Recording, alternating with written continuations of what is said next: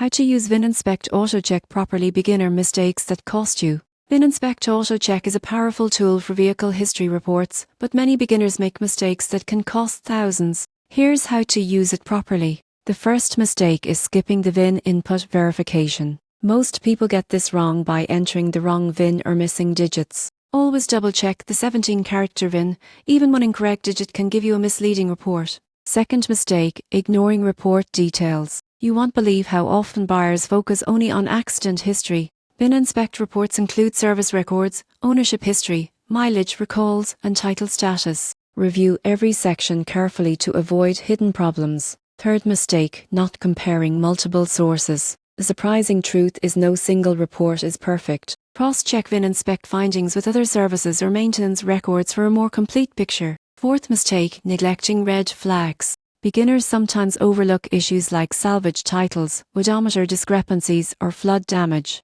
Always investigate these alerts before making a purchase. Finally, not using the report in negotiation is common. The information from VINInspect can give you leverage on price, insurance, or repair costs. Failing to use it smartly could cost you money. By verifying the VIN, reviewing all report details, cross-checking sources, addressing red flags, and using the report in negotiations, you can make VINInspect AutoCheck work for you. Avoid these beginner mistakes, and you'll protect yourself from costly surprises when buying a vehicle.